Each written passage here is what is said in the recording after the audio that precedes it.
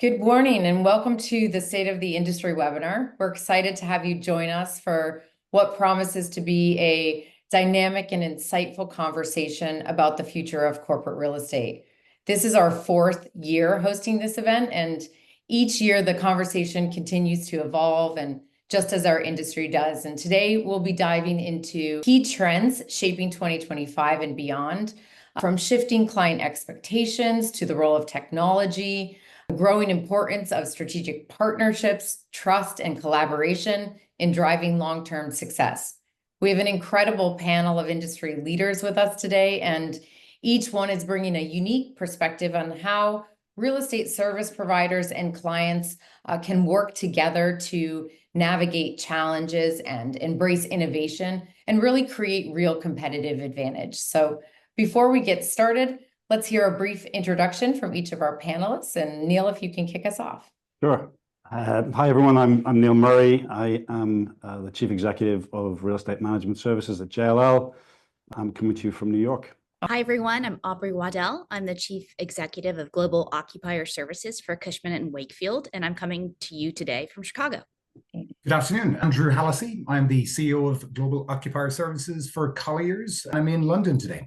And I'm Jamie. I'm the CEO of CBRE's Building Operations and Experience segment, and I'm in New York as well.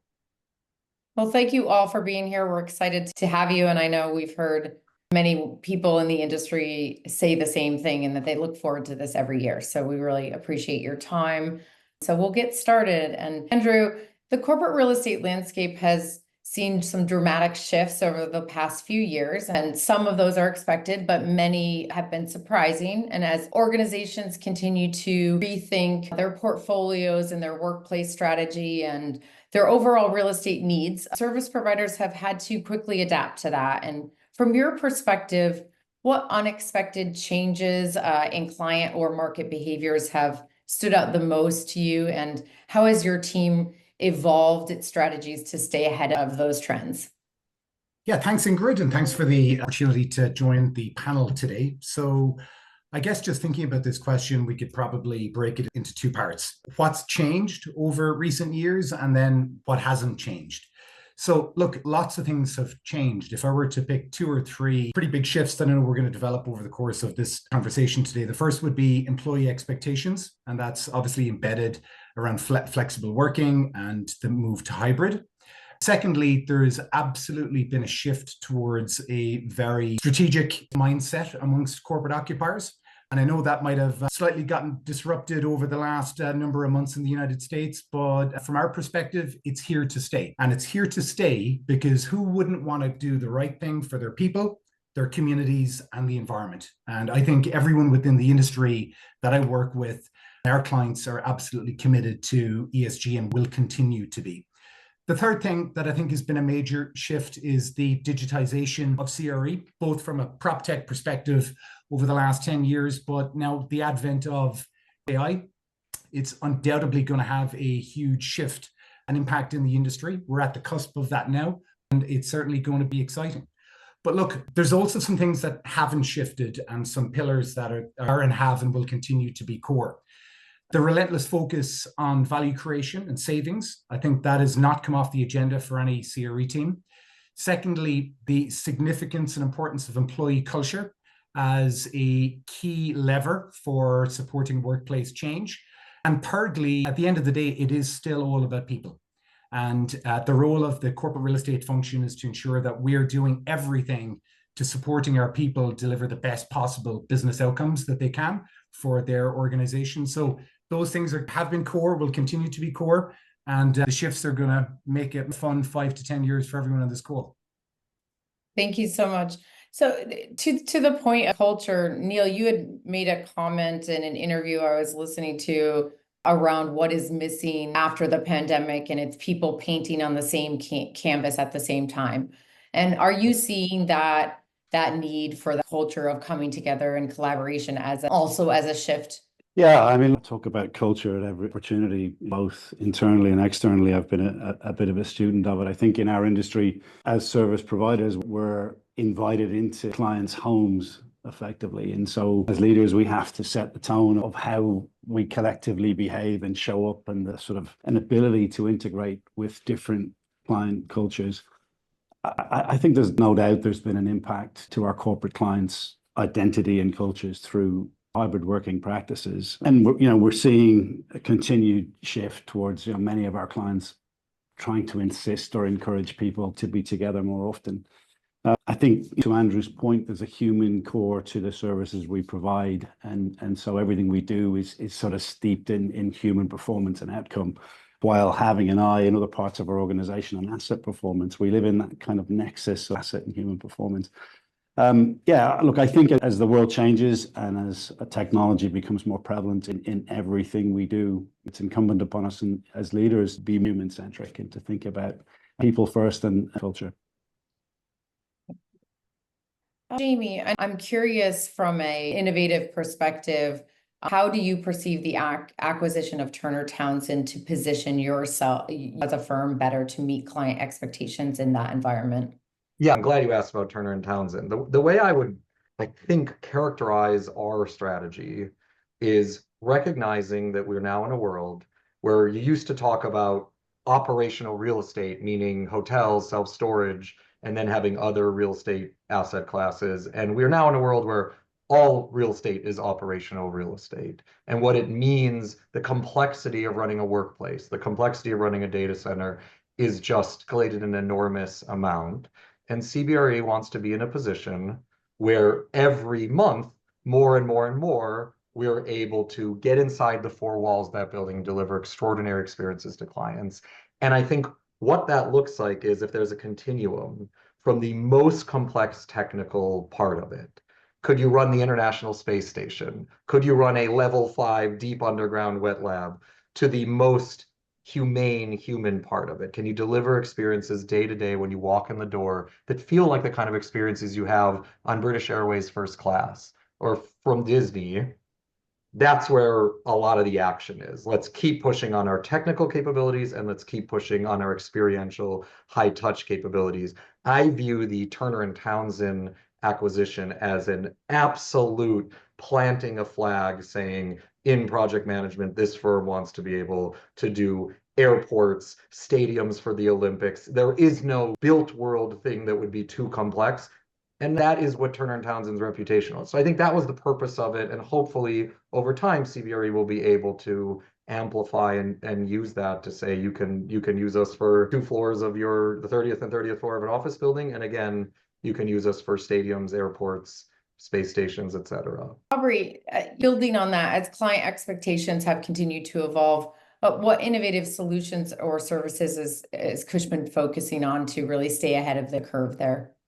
So I would pull on the same thread around the human element of real estate. One thing that we're really trying to do is marry up portfolio strategy with talent strategy for our clients, because truly success in any industry is really about the people. And so how does your portfolio enable talent to be productive?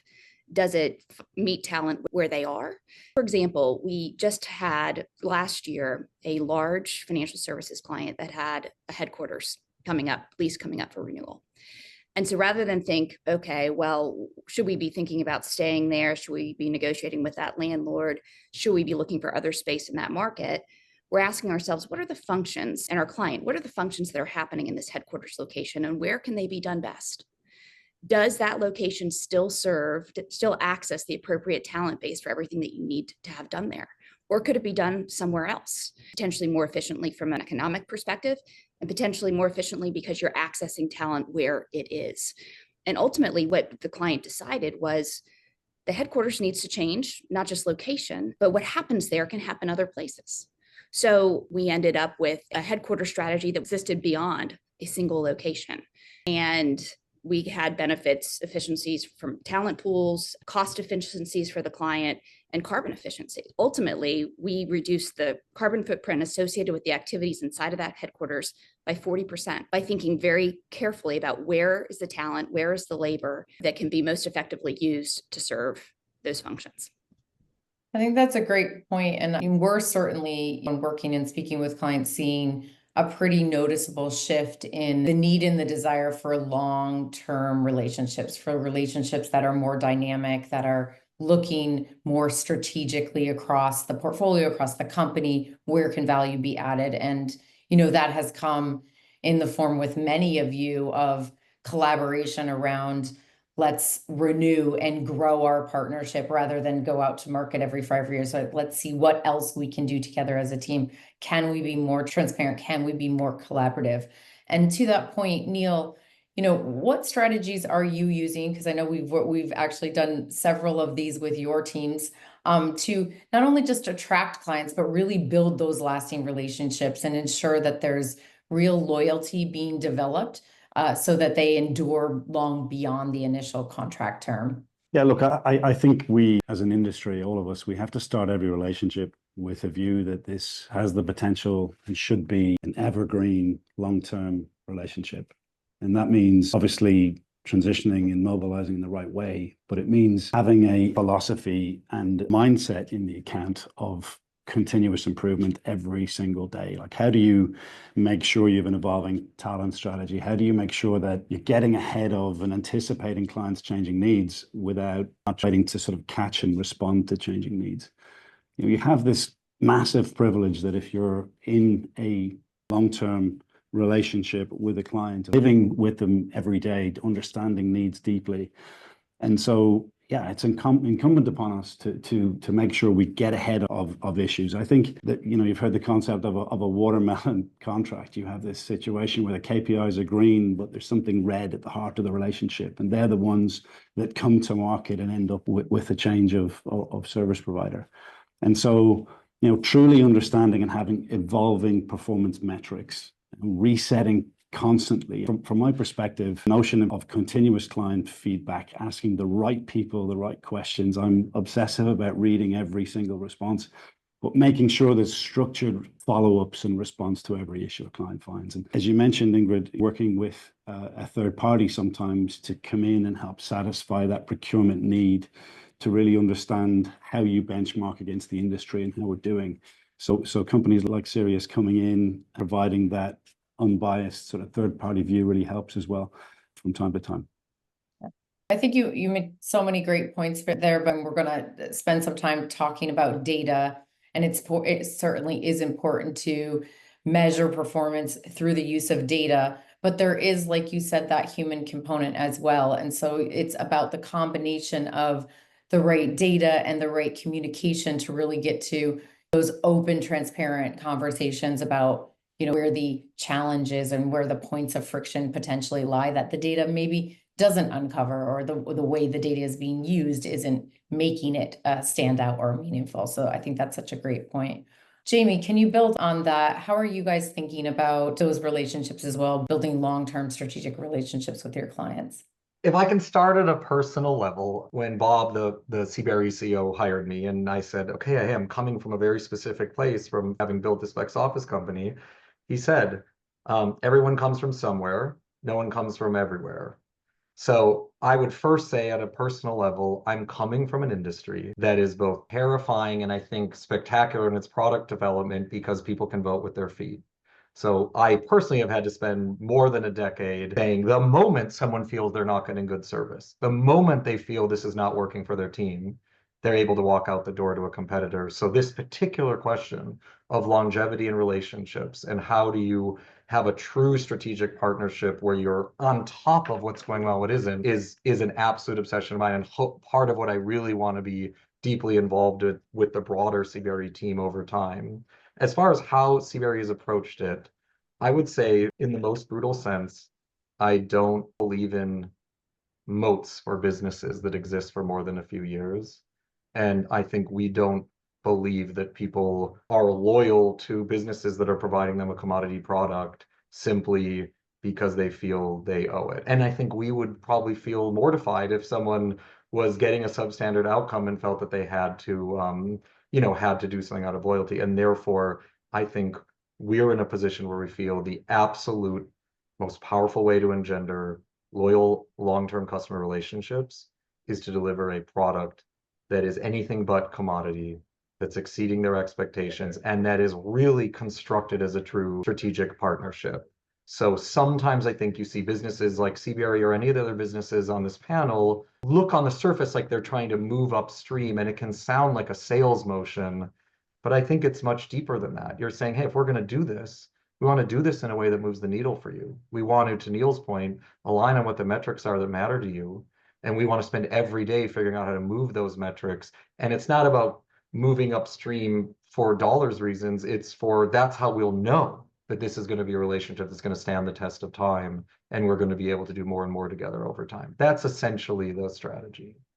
Yeah, I think that's a really interesting point. And when you think about your comment around that commodity-based approach, many times we see contracts that are written very much like you're buying a commodity, when really in reality we're buying a very complex service offering with many, many people, right? And so making those shifts not only in behaviors, but in the overarching supporting framework really enables that flexibility and adaptability that is required. And I think that certainly is a material shift. Aubrey, you've been in the global occupier service role now for a little over a year. I know you had just recently started when we had this session last year. How have you seen the role of your team evolving over the past year, and how will we continue to see it evolve over the next 5 years? And, to the trend of what we're talking about, is the relationship between service providers and clients really changing materially? Yeah, I think it is. For years and years, so many of our clients who are heads of CRE were looking for ways to really get a seat at the strategy table. And, careful what you wish for, but everybody's there now. And when you're there, you're asked really complicated questions that maybe you didn't have to answer before. So, not necessarily tell me about the cost of this workplace, but is it driving productivity? Can you measure that for me? What's the proof of that?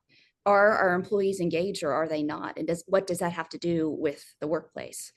And so what we're seeing is our clients are really leaning very heavily on their service provider partners to help them answer those much more complicated questions that are new and nuanced.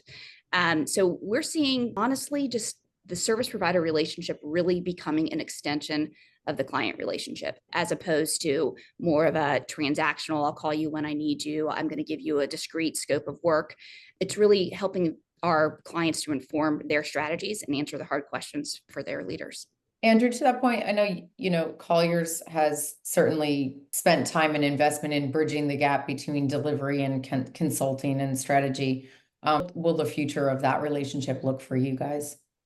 Yeah, it's a really interesting one, Ingrid, because I think we've been kind of asking this question for the last 20 years and answering it in a very similar way. But positively, the direction of travel hasn't changed. So if we think of what those shifts are over the last 2 decades, the movement from vendor-based relationships into being strategic partners, moving from service scopes that are quite functional in orientation to service scopes that are all-encompassing, that integrate multiple parts of the CRE value chain. We've moved from delivering point solutions in technology to delivering integrated platforms. And in general, you'd have to say that the industry is making fantastic progress and delivering some great outcomes. However, it is a spectrum, and there are lots of organizations out there, probably those organizations that are better resourced, that are super progressive, that have exceptional people, and that are really focused on getting the best out of their service provider relationships by treating them as strategic partners.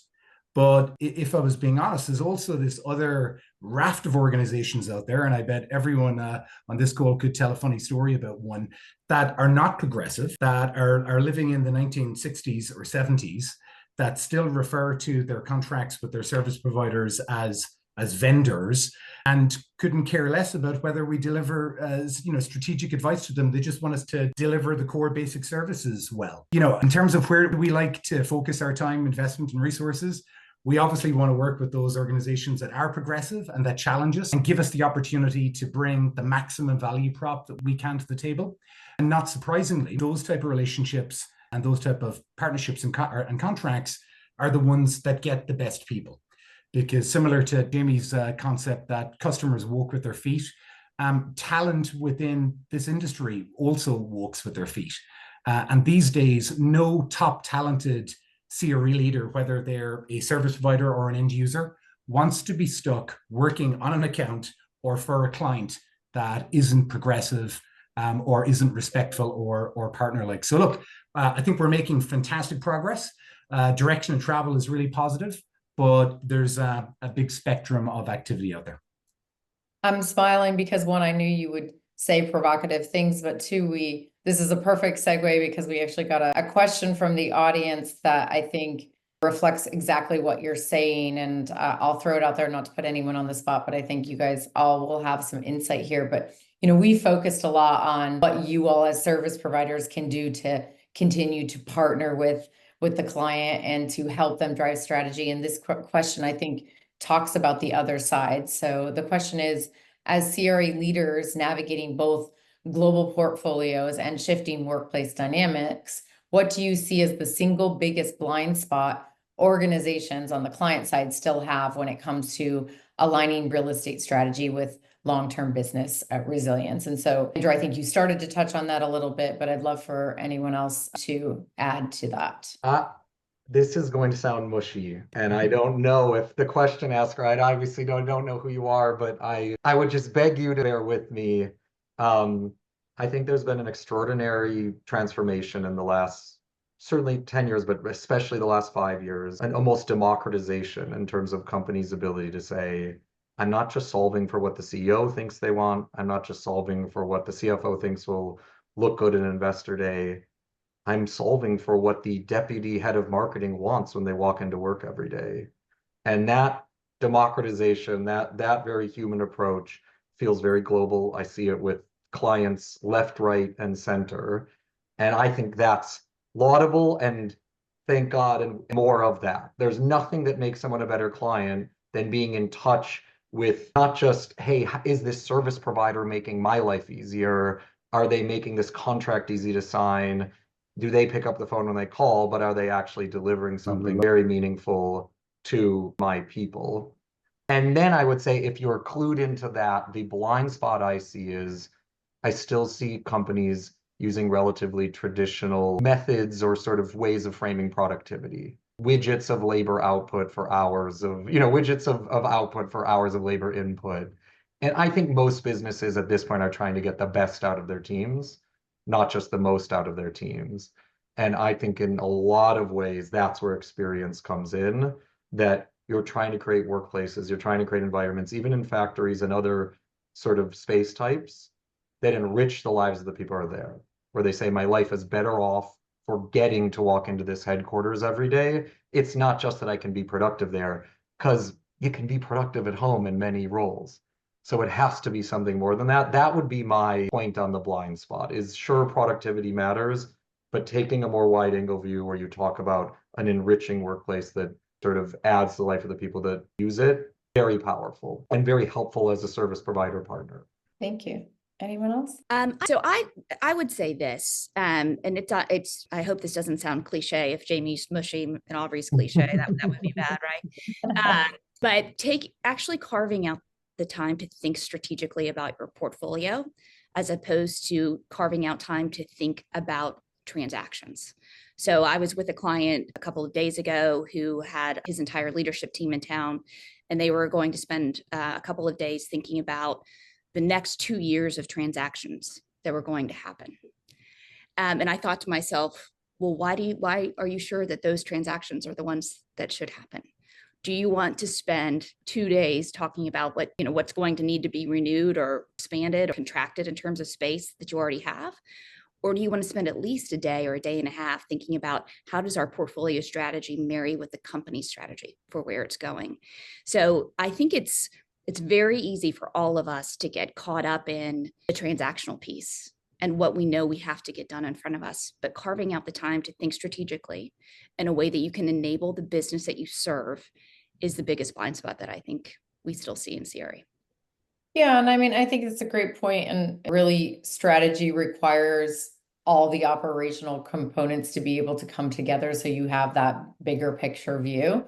And oftentimes the execution of strategy or change is difficult, right? It looks great on paper and in theory, but when you go to really changing the way people think and the way people make decisions and what they focus on and what is important, that becomes difficult if you're not able to kind of look at all of those different functions together and bring out what the value is. And so I think really being able to integrate as much as possible across the organization is critical there as well. Ingrid, I would throw out one other blind spot that we are in the commercial real estate industry, and you may have observed on occasion, there can sometimes be some ego that is displayed across the industry. And I would probably suggest ego is one of the biggest risks of any service provider, of any individual, or of any client team. And I think the philosophy would be take your work and the clients you serve very, very seriously, but don't take yourself too seriously and avoid the ego.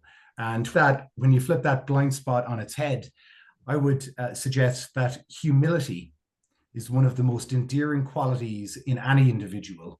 And again, whether you're a service provider trying to do a great job for your client, or whether you're an end user ultimately serving a different set of internal business clients, if you do that with professionalism and with humility, I think that's a great way to build enduring value. And I think that's why over and over again, collaboration has been proven to be most effective, right? Because in a sense, you have to take ego out of collaboration. So I think very valid point. Neil, can you share an example of a real estate strategy that you feel has significantly improved your company's competitive advantage over the last 12 to 18 months? And what has made that successful? Yeah, look, I think that there'll be 120,000 people disappointed with my answer, all the employees who've done so much around people, but I think the game changer has been around data strategy. You know, the ability to ingest myriads of data that's produced in the real estate industry in a consistent, clean manner, which is all the hard work, the standardization of what we do, and the building of APIs to ingest data from all aspects of real estate. At the same time of embedding a culture and hierarchy, like a culture of recording data in everything we do, whether it be even in the brokerage activities. You know, so for example, recording the underbids on a capital markets transaction, like that simple discipline means that we can now predict through our Horizon product when a building might trade, when an asset might trade, and who might buy it. Right. So the ability, we have something called a bid intensity index now that talks about in the capital market space, because we're recording every dimension and aspect of a transaction and not just how it used to be, which was the trade, you then get to predict. And I would say the same thing through the Azara product that we created. You're presenting back through a single pane of glass now, mark-to-market data on rent, capital budgeting and spends, operational data, energy data, utilization data, whatever it may be, presented in a clean manner. And once that data strategy is right, you can then layer large language models, you can layer wherever you want to take it, agentic AI, to the point where like the core and the foundational elements is data discipline. And as I said, it's probably not the most sexy answer in the world, but it has transformed the industry. I think it's probably one of the sexiest, but from that perspective, how do you feel about client adoption? Is there a lot of openness? Is it still very more at the curiosity stage? Where are we in these conversations? I think we've moved beyond this idea of sort of trying to sell technology point solutions. I mean, we had a period in industry where it was trying to sell point solutions to clients. It's not about that anymore.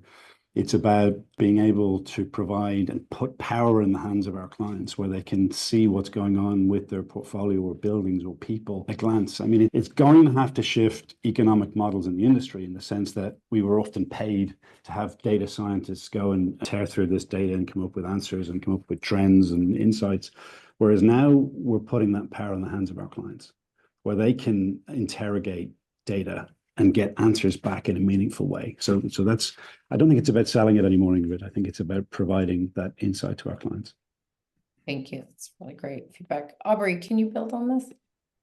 Yeah, so interesting. I mean, absolutely agree with what Neil's saying in terms of data and data organization and accessibility and accuracy in terms of a portfolio being table stakes. You know, last year, the conversation around technology was a little bit different than it is this year. I mean, I think we're all sort of moving beyond the idea of talking about tech as a thing in and of itself to technology being the thing that we deliver to clients that gives them the peace of mind that the service that they have procured is being delivered in the way that they want it to be delivered. So that single pane of glass that Neil describes can give a client confirmation that their portfolio is being utilized, that if they're monetizing a portfolio, that they're doing that in a way that is in line with market or better, that they're paying market rents or better than market rents.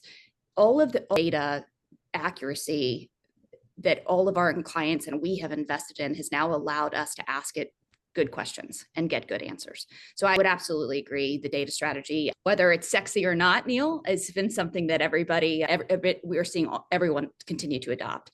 I would say also, though, that for us, what we think has really improved our competitive edge is the way we're organized as a business. And that is that we organize ourselves around our clients. So not necessarily around the services that we provide, but around the services that what clients need. So we have an investor side of our business and we have an occupier side of our business. And what that allows our people to do who are running these accounts is spend 99% of their time thinking about their clients' problems and not thinking about their own company's problems or navigating internally how to get services to their client. Clients have a single point of contact, and they're not spending time trying to navigate a service provider organization. That to us has really been a differentiator, and I think a competitive advantage. So to that point, as we touch on competitive advantage, Jamie, with CB fully acquiring Industrious earlier this year, I think the firm, or that's a clear indicator that the firm sees flexible workspaces playing a key role in the future of corporate real estate. How are clients' evolving needs for hybrid work models shaping those strategies for you all? Well, let me start by saying, I think if I'm in the audience, probably it feels a little bit like a moving target. What even is a flexible workplace provider? Is it executive suites like Regus? Is it co-working like WeWork? I'm going to take the most expansive definition of that. And I think if you're a head of corporate real estate, I think this is the most useful way to think of it. Industrious over time morphed into essentially being a workplace experience platform where we, and I think that's, the CBRE deal would not have happened but for that, where you're providing largely for companies, mid-size and smaller teams, a solution they can buy that delivers a great workplace experience to them. And that is very in favor right now. And I think the demand for that is going to be quite durable. And I think it's quite powerful as part of a larger real estate platform like CBRE. There's basically two reasons, I would say. The first is you have to do product development. Like if CBRE wants to stand tall and say, we want to be one of, if not the world's expert at what makes for a great day at work and what people want out of work and what it feels like to walk into a great workplace and to be able to deliver that in partnership with our clients, you have to work at that. You have to keep evolving the product. And I think the fact that these flexible workplace providers, it's not an architecture firm where you go, you deliver the plans, the space opens and you move on. You have to live with that space day after day. I do think that's made companies like Industrious have to really be at the cutting edge of what makes for a great workplace. And I think that's powerful and helpful for clients. It's powerful for real estate platforms to be constantly pushing on. And we can get more into that if you want, but that's a lot of, I think, is what's happening right now is you have to keep experimenting with what makes for a great workplace in the 21st century. The second would be every company on earth is more distributed than it was 50 years ago. 50 years ago, if you worked for IBM, you had to live in Purchase, New York, or, if you work for United Airlines, you have to be in Chicago. And that's just not the case anymore. The percent of people that work in the headquarters city, and in fact, the percent of people that work in the 3 or 4 biggest sort of regional offices is smaller than it was 10 years ago. And the trend seems to be that it'll be smaller 10 years from now, which means you have this long tail. No matter what company on earth you are, if you're any Fortune 500 or even beyond that, you have this long tail of 81 people in Warsaw, 209 people in Miami, 70 people in Singapore. And to everything we've talked about in this panel, those people want an amazing workplace experience. They want it to be just as good as the experience at headquarters, or they're going to vote with their feet and go work for a competitor. That's a formidable challenge. How in God's name do I deliver an amazing workplace experience across 70 global cities? I think that's oftentimes the marquee best use of flexible providers is you run your headquarters and your 5 or 6 large regional offices yourself or in partnership with a CBRE, a Colliers, someone like that. And then those next 40 cities, you work with a partner like Industrious to do. That seems to be where the world's headed. And when it works well, it's a very good solution. Andrew, can you build on this? Are these similar conversations you're having with your clients? Yeah, very, very similar conversations. And I think, Jamie summarized it very nicely. Well, look, I'm excited about Flex for lots of reasons. So we have a big global Flex brokerage team in London that is just killing it, and they're taking market share. They were supporting Jamie for a period before CBRE acquired Industrious, but they continue to do fantastically well. So it's a business opportunity for us. But taking a step back from it, as we kind of digest the question a little bit, Ingrid, whether it's flex or hybrid, these are not new concepts, and they've been around a long time within the industry. And in fact, I would probably suggest Dixon from IWG deserves the credit of being the foremost entrepreneur within flex in the history of the industry. But look, thanks to WeWork and a pandemic, it has become very mainstream, and it gave a light on the opportunity for corporate occupiers to incorporate flex into their overall portfolio strategy to really drive incremental value. And that's absolutely happening. And all of the surveys that we've done and Cornet have done will see the overall adoption of flex increasing over the years ahead. However, a couple of just kind of little orange flags. It's not necessarily for everyone. There's lots of clients we work with that don't want to go to flex. They have a different vision and a different view of how they want to occupy space. If we look at some of the RTO mandates as well, that have come in the last 6 months from major corporations, not everyone is thinking hybrid is going to be the future. I think the vast majority of organizations probably do think hybrid is the future, but not everyone. So look, what's the kind of overall observation for corporate occupiers? Start with the overall business requirements, business expectation, employee journey, and objectives relative to how real estate and the workplace is going to support company culture. Once that's defined, you can then figure out and configure what is the right composition of different types of spaces. Is the existing footprint fit for purpose? Aubrey made some great points around corporate HQs in terms of really distilling the functionality of the activities that are delivered there. And do they all need to be at a centralized, expensive HQ location? So look, these are all great questions.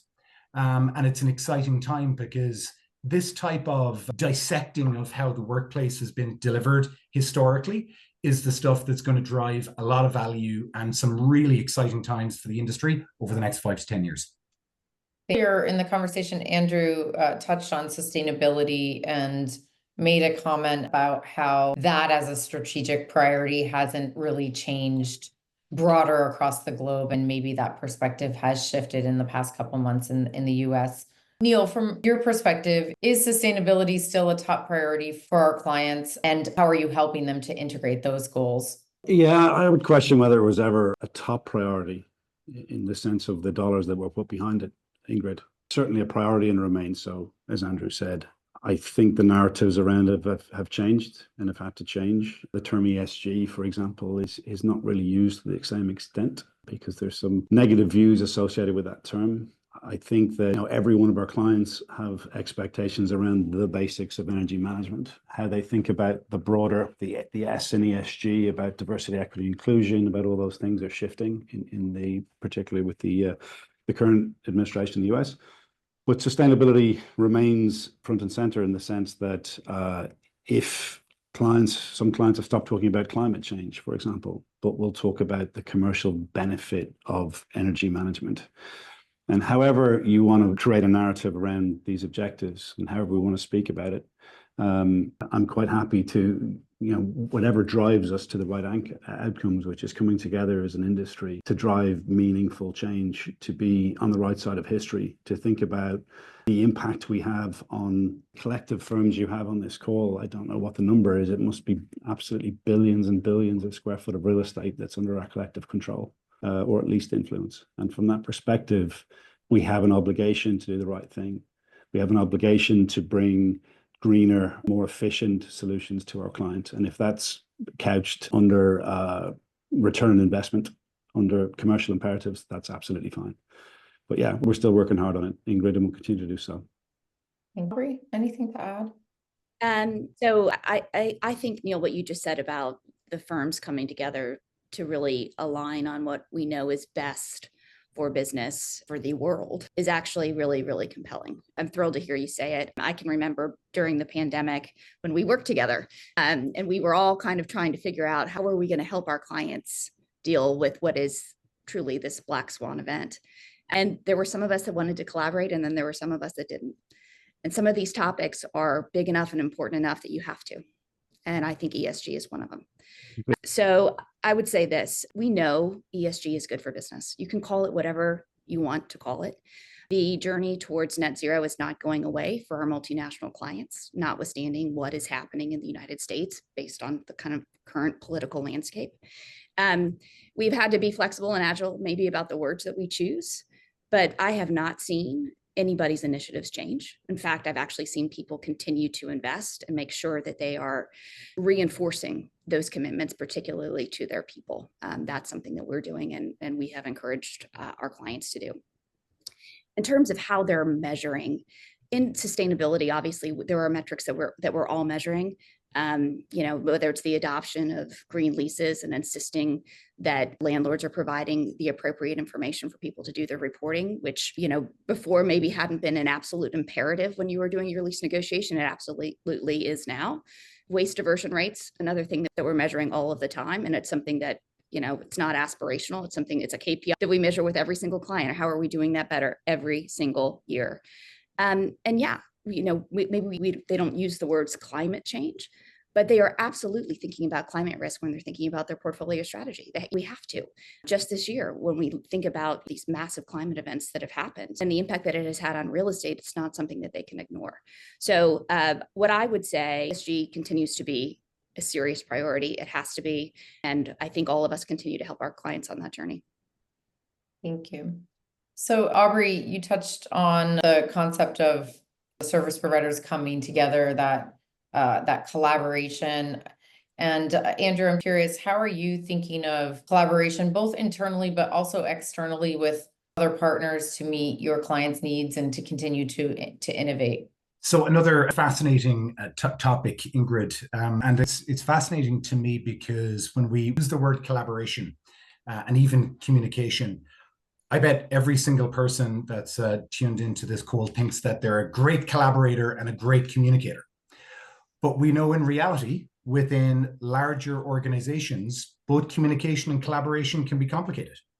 Large organizations become bureaucratic, they sometimes become siloed, they sometimes become politically motivated, and decision-making can be slow. So there's lots of reasons why what should be, in many instances, very simple, effective forms of engagement and communication can be curtailed. So I kind of flip it back onto, I guess, what I see my role as a leader within the industry and within Colliers, and what can I do to drive really good collaboration. And look, some of this is very simple, straightforward stuff, but the art is in the doing, as everyone knows. The first is just rallying people around common goals. And ensuring that expectations are clear in terms of what needs to be delivered. I think for me, making sure that across every element of activity and all types of collaboration, that it's a values first orientation and that people are doing the right thing in line with company values. And when we don't see the right values being delivered, we put our hands up and we call it out, because it's those breaches of values being the guardrails that are often some of the causes of really challenging collaboration. And then finally, I would say taking personal accountability for the outcome. And I know this is particularly important for clients. It is often the reason why when we debrief after an RFP and someone says, here's why we chose you or different or didn't, more often than not is why they're choosing us. It's related to the level of personal accountability that our team, not one individual, by the way, that our team gives that client for executing on the vision and the value proposition. Look, one final thought on collaboration. I'm still a massive believer on physical in-person collaboration. It is way better than all this digital stuff. The digital stuff is great, but the power of getting people together, of really building and enhancing those relationships in person, the ROI that we get as a business when we do that through various client events and forums and symposiums is incredible. I know the other panelists here do similar things, but I don't think that's ever going to go away. And the value that's created through that relative to collaboration is incredible. I just have a handful of minutes left, and I want to just shift and talk a little bit more broadly on what we're thinking on the upcoming years. And so, Neil, what are the biggest challenges and opportunities really facing our industry in the upcoming years, and how are you preparing your business to navigate those? Yeah, I mean, conscious of time, so I'll be brief, Ingrid. The shift towards agentic AI is going to have a profound and lasting effect on our industry. I've been reading and learning like everybody else, I'm sure, on the call as much as I can. I've seen enough now in terms of the pilots that we've launched across multiple agentic use cases in the business to see that it's going to change fundamentally how we all do business, and economic models are going to be profoundly affected. How we prepare, we have to think about the effect. I'd like to think of it as augmentation of human performance, but it has the potential to be a lot more than that. And so we need to be really careful about the humanity of what we do, the men and women who work and have chosen to work, particularly in the facilities industry around the world. We have to think about those lives, how we improve those lives, how we're a force for good in enhancing the experiences of those people. But yeah, it presents an enormous opportunity, but also a challenge for us all to get it right, I believe, Ingrid. Great. So I was thinking about, if I could leave everyone with really one thought, what would that be? And we've talked a lot about the human side, what it is that we do. And we absolutely believe that the future of CRE is going to be shaped by the strength of its leaders. Cushman & Wakefield just sponsored actually some research with Cornet's CRE 2030. And we sponsored the research on the leadership pillar because we thought we knew what leaders in CRE probably needed to look like, but we really wanted the data to ensure that that was true. And what we found specifically, what everybody knows, is that the next generation of corporate real estate leaders have to be thoughtful, collaborative, flexible. So it's not really just about technical expertise. It's about finding people that know how to connect the dots and make bold commitments like we were talking about with respect to ESG, and then be able to execute on the ground. So if I could leave everybody with one thing, it would be to invest in the human side of leadership, invest in your people, develop the skills that we know are going to be important for the future, and look for leaders who have those. Jamie, given that we know how important it is for our organizations to have strong leaders, what advice would you give the next generation of corporate real estate leaders and how they can prepare for the future of the industry and really continue to drive meaningful change? Advice for young up-and-coming leaders. I guess one thing I would say is there's this Saint-Exupéry quote I really like, which is, if you want to build a ship, don't drum up the men to gather wood, divide the work, teach them how to, lay out the boards and give orders. Instead, make them yearn for the vast and endless sea. And I do think that is how you drive change in organizations. I do think that's how you motivate teams if you're going to be a leader. And I think we're in a moment where real estate is moving towards that in a way that I'm really excited about. Like, I think everyone I know does not want to spend the next 50 years strapped to a virtual reality headset, that the places in their lives, their church or their synagogue, their workplace, their favorite bar, their favorite restaurant, they know that's where they make meaning in their life. And so I would just say, own that. Real estate is not just a place to make a nice living. It's one of the most impactful places to impact the world around you. And if you can own that and you can get the people on your team to feel that same sense of pride and excitement about what they're doing, you're going to have a wonderful career in real estate.